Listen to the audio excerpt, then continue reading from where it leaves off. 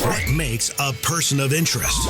Coach Michael Burt cuts to the chase, interviewing some of the biggest names in the world. How do they think? What makes them tick? What are their thought processes? And how they became a person of interest. Hey there, I'm Coach Michael Burt, the Super Coach, and every month I like to spend time with people of talent. I like to spend time with people of interest. And many years ago, I wrote a book called Person of Interest, which is how you become the go-to person in your space. You are a must-have versus a nice-to-have. And people of interest live fascinating lives.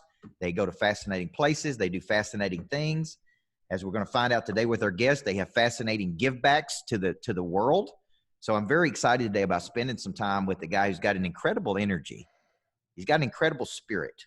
When I'm watching his videos, I can see him loving on people, and I think we line up on our leadership beliefs is that leadership is really about affirming and validating the worth and potential in another person in so clear a way they begin to see it in themselves. So I've got Dan Young here. Dan, the Millionaire Code. How you doing, big guy? Great, man. Thanks for having me on. Now tell us where you're at in the world. Where's your offices at? We're in Salt Lake City, Utah, and also in Las Vegas, Nevada. Oh, nice. Yeah. I'm going to be in Salt Lake in January speaking at a big conference with me and Ed Milet and Tim Grover are going to be out there in Salt Lake City. So I'm excited. Oh, Tennessee boy, we don't have a lot of things like you have in Salt Lake, and I also love Las Vegas. So we're here to interview today because you got incredible concepts. You've been able to have a remarkable career. You spend Fridays giving back to people. I want to go back to a story of origin. When I was watching your video talking about what you were doing 30 years ago, how you went out to people's places with the computers, go back and tell us a little bit about your story of origin there. And then when did you have a thunderbolt moment? When did you have an awakening? When did you go, man, I could do this? Talk a little bit about that. So I grew up in Los Angeles, California, and my parents were immigrants from China. And my dad was like a janitor, and my mom was a bank teller when they started, and we were poor, really poor. And I remember counting money in the laundry room, change. And my mom was always crying. When we'd pray on the big stack of bills, my dad would pray, and we just kind of hoped things were better. But I saw my mom have one eye open always a little bit, just tears rolling out, And that really kind of sparked me to say, I think I could do something about this maybe when I get bigger or something like that. Yeah. So that set me on my quest. And, as a teenager, I was rowdy and just partying and doing dumb things, and it all came to this big culmination of getting in trouble with the law when I was 16. And then I got shipped to Utah. Wow. And my sister lived here, and she worked for the university, and she kind of took me under her wing. And that's when I got my first job. I was selling these Ginsu knives at the swap meet. I would dress up in this karate outfit, and sell these Ginsu knives. But the crazy thing is this, when I did this Ginsu knife thing, first weekend I went out there, we didn't make hardly any money. When I say we, my girlfriend, who's my wife now at the time, and we really couldn't get any attention. And then I watched this commercial with like Ron Popeil, the rotisserie chicken guy and all stuff. Yes. So she's like, you got to go wear your karate gi, and you got to be crazy. So I started putting on a show. And that weekend that we did the show at the swap meet, we made $2,000 in one day. Nice. And it was incredible. And that got me on the idea of, man, I can entertain people, educate them, and then, hey, they'll buy stuff too if it's a good product, right? Keep coming back. And then during the week, my day job was working on the mall at Radio Shack. Do you remember Radio Shack at the mall? And you could buy batteries and things. And I met my mentor there. It was this really old dude, and he came in, and he was looking for fuses to like fix something or something. So I'd help him, and he goes, "Can I take you to hot dog on a stick out there? We'll get a lemonade, and I can show you how this computing stuff works."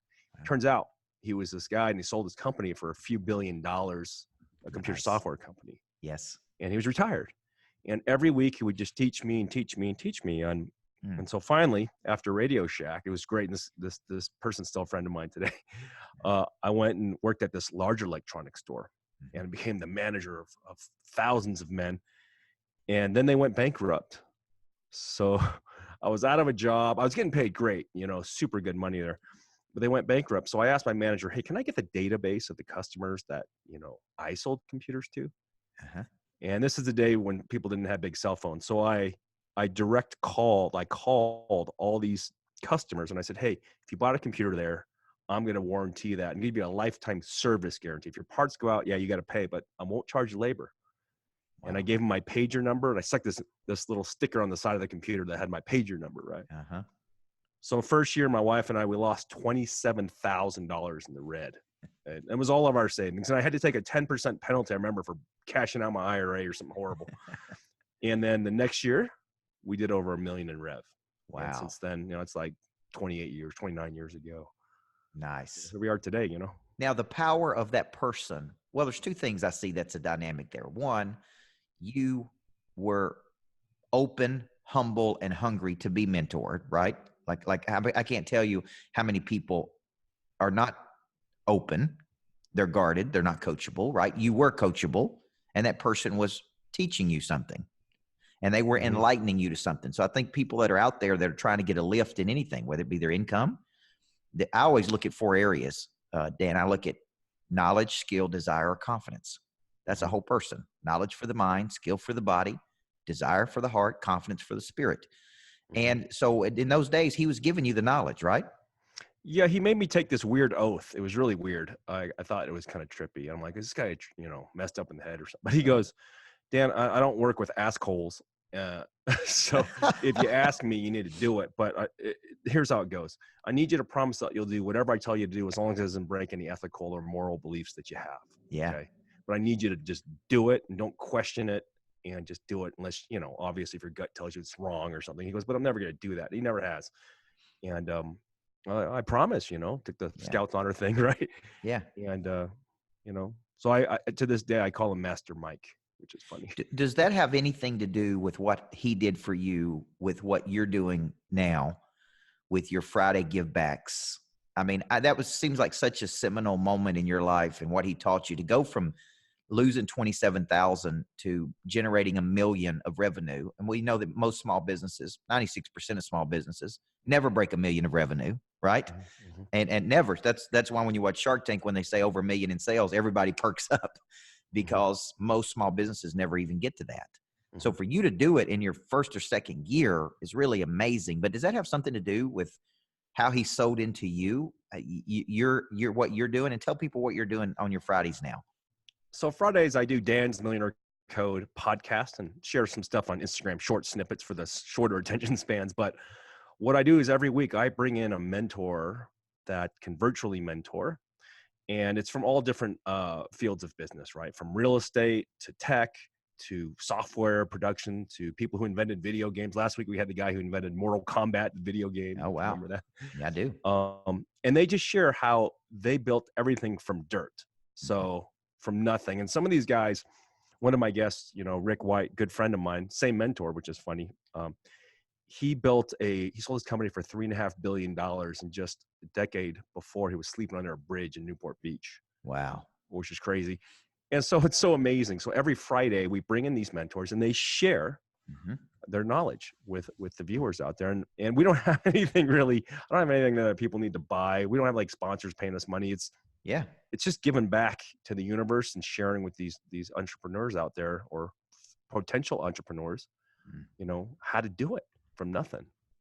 When you think about and I'm making some notes here, when you think about this concept of what were the dynamics there for you to go from losing 27,000 to making $1 million in your first year? Was it niche product? Was it new offering? Was it new? Like what do you how do you contribute that much success in your first year? Because it's very uncommon.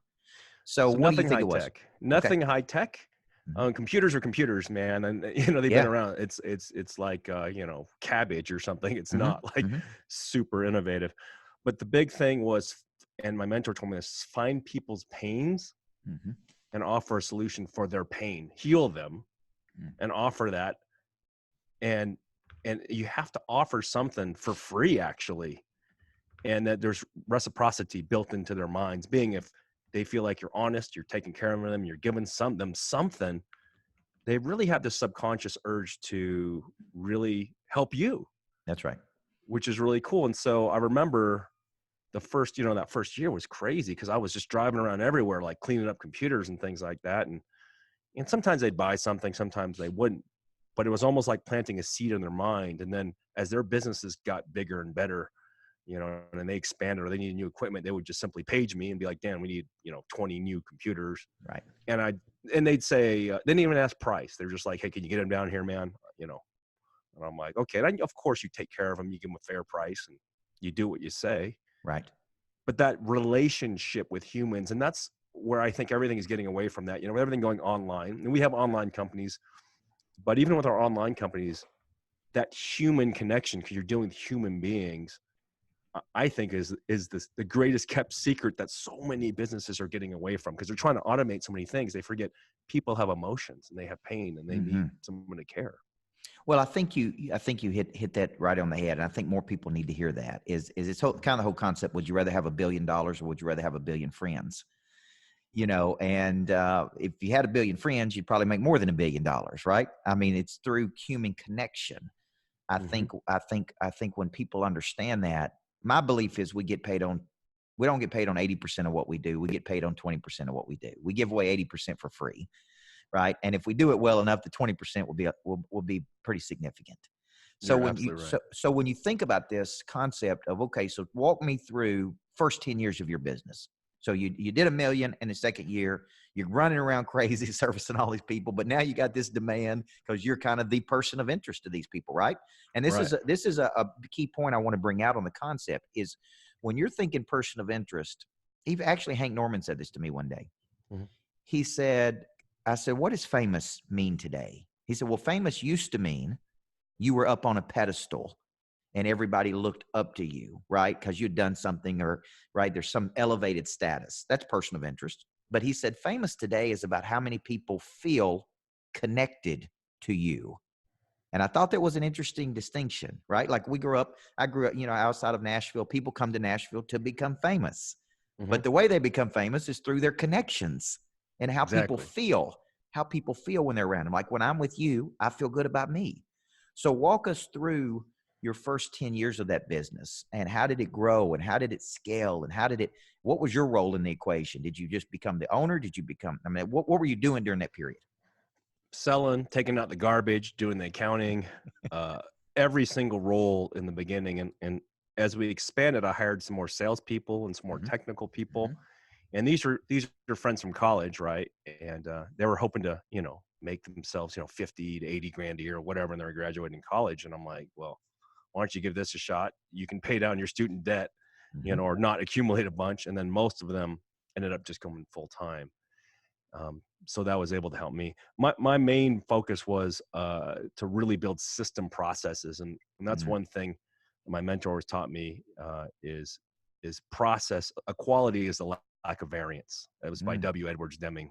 Nice. Quality is the lack of variance. So we just built systems and processes and systems. And this way, every hamburger that went out of our little stand, our computer stand, every computer would have a quality checklist built to a certain way. And every customer would get the same experience.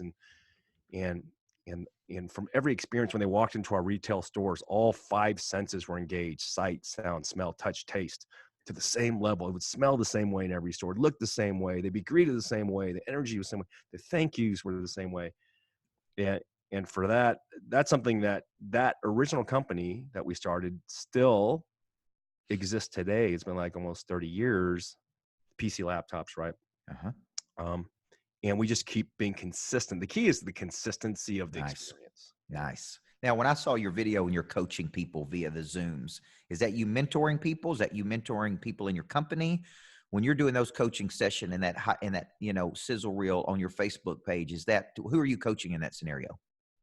So we have another company called Zydex, which is online. It's gaming computers, for people who play games and make movies and, things like that. But we have sales teams, a lot of different sales teams in our organization. And one area I really like to work with is coaching those people, helping them set financial, physical, personal development goals, and breaking it down to actionable chunks of how to do that. And so what I've done, though, I've been doing this for these years. I've been canning that and now sharing it publicly at no charge on, the podcast, the Millionaire Code podcast. Now, let's talk about that Millionaire Code, because it is a code, right? I just finished a book called Single Digit Millionaire. And it was a book about how to get your net worth between $1 and $10 million. Now, all my really rich buddies said, well, why didn't you write double digit millionaire? And I said, well, you can't get to be a double digit millionaire until you at least become a single digit millionaire for the most part, right? Mm-hmm. Like most people will never get to single digits of a net worth between 1 and 10 million. And I was a high school basketball coach, if you know my story. And so, you know, at the peak of my career, when I was winning championships and I was the number one coach in Tennessee and one of the top coaches in the country, I was still only making $60,000 a year. Right. And I felt like a level 10 guy in a level 2 opportunity. Mm-hmm. And so people are always asking me now, how did you go from being a high school basketball coach to building this multi-million-dollar company? Like, how'd you do it?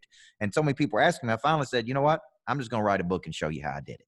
Right. This is exactly what I did. But is your code, when you're giving that code to people, that millionaire code concept, is it a sequence? Is it a process? Is it a 7-step system? Like if I came to you and I said, Dan, I want to replicate what you've done. Okay. In my version of it, walk me through how that works. So first things first is get real clear on the goals and the outcome that you want. You know, a lot of people are so general. I want to be rich. I want to be skinnier. I want to be taller, or whatever they want to do. And they just kind of dabble all around. I see a lot of kids going to college and they're like, I'm just studying my generals. And that's a weird thing. Generally what? I mean, you just get to like spin around and eat pizza all day and go out with chicks, or what are you doing? Right. It's focus in. So be very clear on your goals, right? Of what you want to do. Break it down from, I'd say, yearly goals, 5-year, 10-year. You got to look way out, even 20 years. And then the daily things that need to happen to achieve that. So, you know, map out your day from the time you wake up. If you're up at 5 a.m. and you're asleep at 9 or 10 p.m. or whatever, you know, whatever your schedule is, just be very clear on your schedule and that execution time.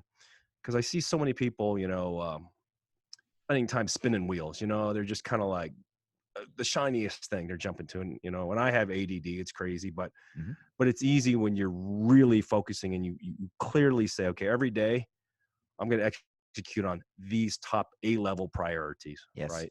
And is it moving you towards those goals though? But lots of, you know, old Mike, the mentor, he told me, he said, you know, success by the inch is a cinch, right? And by the yard, it's hard. Yeah. That's an old saying. Yeah.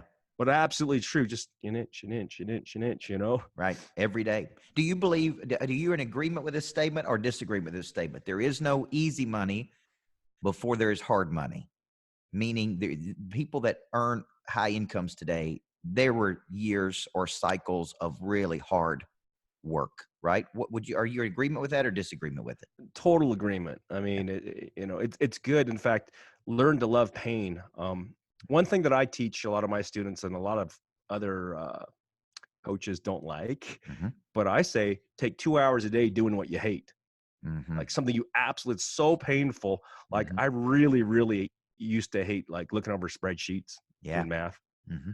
But, you know, I spent 2 hours a day doing that. At first, it's so miserable. Yeah. But then suddenly you're so darn good at it. And pretty soon you can do that math in your head. Right. So like now when I'm looking at real estate or whatever I'm doing, I can look at it and be like, okay, this math. Okay. It's easy. There you go. Because it becomes visceral, becomes part of you. That's right. Yeah. You know? And then you love it because you're good at it. Yeah. Yeah. You know? And the reality is there's things you got to become, you got to become great at, man. If you're going to be good, you know, you got to know your numbers. You got to dig into it. You got to sell every day. You got to follow up like crazy. You got to extract referrals out of your current clients. Like you just got to do it, man. You know, and I said to Brad Lee once, I've never met a lazy person of interest, you know, and he's like, oh, I know lazy people of interest. He's like, I'm kind of lazy. And I'm like, I get it, man. But let me tell you something. I watch you work. You're in the office on Saturday. I see you there on Sunday. You don't work the same way I work with the same intensity I do. But that don't mean you ain't working, right? Like you're not a lazy person. Lazy is doing nothing, right? And I have never, out of all the people I've interviewed and spent time with, I've never met a person doing big things in the world that I go, man, it's a lazy person of interest, right? They may have a different work schedule. They may sleep till noon and then work for 12 hours, or they may do it a different way, whatever. But they still have an activation of the prey drive. They still have an intensity, a persistence of the prey drive, and they still have an intensity of the prey drive. So let's talk about how you now you're where you're at today and you're doing multiple things. Give me an idea. I believe in a concept called intentional congruence where where all things feed all things in your life, right? And Exactly. like the real estate that I purchased today, I purchased these unique properties around the country where I do retreats. So I own the real estate while I'm doing my coaching there, while we rent the real estate out when we're not using it. And that's an intentional congruence. And my wife is involved in the business where she handles the real estate and the hospitality, because that's what she loves doing. Now, talk to people watching this person of interest about how you've built that intentionally congruent life. Like when you're making investments in certain things, how does it tie to each other? Speak to that for a second. So simple as this. So at first we had one little retail store, right? Mm-hmm. One. And the landlord there is this old dude, really nice guy, treated me, he's kind of like a second dad, right? Mm-hmm. And he taught me about how leases were done correctly, Mm-hmm. and he's like, son, I'll show you how I'll treat you fair. And he's a guy you could actually do a handshake with, but, and have a deal. But he says, always get in writing. You want to do that, right? So what happens is we ended up opening 9 locations. Okay. And most of these landlords are like 70, 80 years old dudes, right? And I approached some of these guys back in 2008, 9, after the economy got kind of funky. I'm like, hey, do you want to sell some of your buildings? And they're like, sure. And some of them actually financed me back in the day and those kind of things. I came with some money for some small amount down and that. So we started acquiring these buildings. And the cool thing is this, these guys started retiring out and they became mentors too for real estate. So that's how it tied all in. Yes. And they said, hey, Dan, you want to work on some larger projects? It's really simple. So they just showed me the math, the books to read, those kind of things. And suddenly we got into real estate and started just buying these empty Shopcos and Kmarts. Okay. These big, huge 50 to 100,000 square foot facilities and refurbishing them, repurposing them, Mm-hmm. And that all tied in, which is funny, from just running a computer store, right? Kind of by mistake, but not really. I mean, it was weird how the universe brought that. Mm-hmm. But really, all those things end up tying together. And then my daughter says, video games are getting really big. Dad, you build computers. I think we should build computers specifically for people to play video games. It's going to be a hot thing. Like 7 years ago, she told me. And so I found some guys who were doing really well in that and found out what they needed help with and solve some of their problems. And they're like, hey, we'll just show you how to do it too, man. It'd be great to have you sell with us, And that's how we started our Zydex company online. Nice. Which is bigger than retail now. And that all came from, again, my daughter saying, hey, video games are cool and it connects with what you do. And yes. So it was interesting how it all works together. When you did the big shopping centers, did you go out and raise capital? Did you take on investors? Did you talk a little bit about that? Did you use your own capital? Because I think I've been teaching the concept of courage this month in my coaching program. It's a simple concept, but courage is the willingness to confront uncertainty. Right? It's the willingness to do something you don't want to do, like backbone, spine, grit, audacity, boldness. And it occurred to me when I was researching this and thinking about it for my students that the number one reason a person doesn't expand their company is because they don't have enough courage. It takes courage to hire more employees. It takes courage to buy a 50,000 square foot building. It takes courage to start a new division. So when you were doing that, talk us through the psychology of what was your play there? How did you go out and do this? Because there's probably people out there watching this going, oh, well, Dan could do it, but Dan knows something I don't know, right? Like Dan has something I don't have. Speak to them. So a couple of things I did. First, I found some people like those landlords, to give me advice on how to do it. And one of the landlords was pretty cool. And he told me to read a couple books about developing real estate, but he also just gave me the straight up. He goes, Dan, your problem is you don't have enough money down to get things going, right? He goes, if you got to put 30% down, you don't have that, man. You don't, right? And I'm like, yeah, it's all tied up with my business. But he goes, well, what if you can get a building for 10% down? So he introduced me to SBA loans, right? So, nice. And he said, let me give you a concept. You buy a 50,000 square foot building, you can get into it with 10% down. I'm like, okay, that makes sense. And he goes, and then you occupy 51% of it and you lease 49% of it out to other businesses. And so, and he goes, now if you do that, let's do the math. If you can buy the building right on your buy, you're getting in for 10% down and your payment to the bank is going to be covered 100% by the 49% that you're renting out. So it took me 2 years to do the first deal, but then we got this building for free. And then we just sat on the building for 3 years and then made $8 million. Nice. I mean, it was that simple having an old dude just say, dude, this is how you do it. Read these books. Yeah. Talk to the SBA guy. But here's the thing. So there's free resources out there for everybody. Let me tell you where I would go. Mm-hmm. Just go to a bank and say, look, I got a little business and I'm looking at building a relationship, with a bank on a business level to get a credit line, to look at how to buy buildings and that. And these banks, they have full-time people there just to walk you through this kind of stuff. The SBA Small Business Administration's there. I mean, just take a minute, like a weekend, and just go through the website and read about all the stuff that's available. It's the government's paying for it, right? Now here's a few things that really made it crazy. In 2017, the government made some major tax law changes as far as opportunity zones, meaning areas that you can get tax, you can pay less tax if you're developing in areas that are kind of poor areas. It's called OZs. That's a big, huge thing. There's another thing as well. When you're building these buildings, you can do cost segregation. And it's a little more advanced technique. But for example, with one of our buildings we bought for a few million, we put a couple million to improve it, but we were able to significantly deduct a very large amount off our taxes through our CPA. And you always got to have a good CPA because they can show you the legal way to do it. That's right. You should never do anything hokey. You should always have a professional, obviously.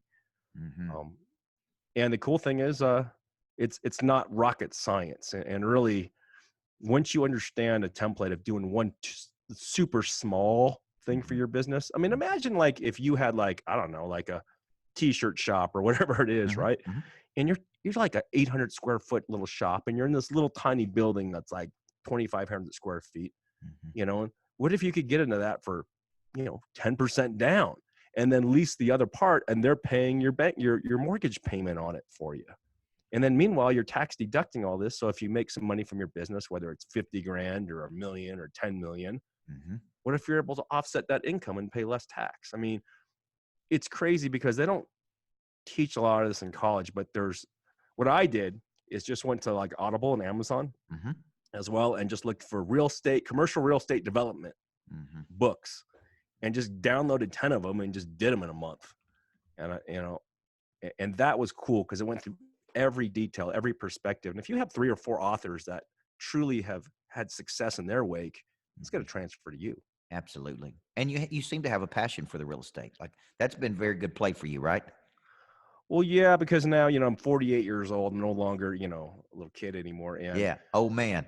Well, I noticed all these mentors that are 70, 80 years old that are, worth billions. Some of these guys, most of them are like 80% real estate. Yes. And maybe 10% equities, 20% equities, maybe a 50-50 split. What I mean by equities is stocks, right? Right. But most of them have a lot of passive income from the real estate, and they have property management companies who manage them, or their own internal one, just because they don't have the bandwidth anymore to like babysit an operation. That's right.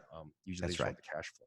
Yeah. Well, I think so many people, I'm 43, and I think a lot of people I coach are what I would consider, I call them Red Bull entrepreneurs. They're all jacked up on energy, but they lack structure, and they need structure, but they all are trying to figure out ways to build wealth. They're all trying to figure out what their next play is. They're all trying to figure out what their level 10 opportunity is. And it may not be in what they're currently doing, by the way. So let's end this interview, and thank you, man. You're really, really good. Very sound, very solid. You got, like I said, an incredible spirit and incredible energy about you. Thanks. So it's no surprise to me the number of people you're helping. When I say the word person of interest, what comes to your mind? What do you think a person of interest is? That's an interesting question itself.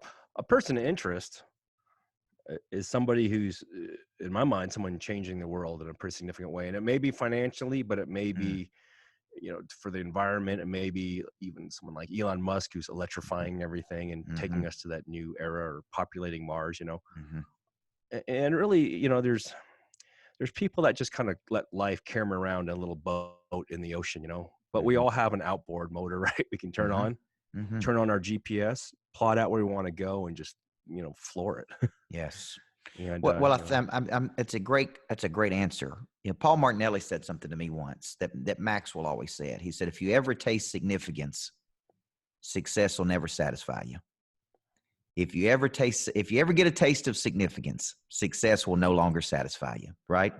Mm-hmm. So I want to thank you for being on this episode of Person of Interest with me. You are a person of interest, and you're doing big things in the world. I've got you've answered some big questions for me that it's amazing that when you spend time with certain people in less than 30 minutes, they can give you a golden nugget that maybe you've been trying to figure out for years, right?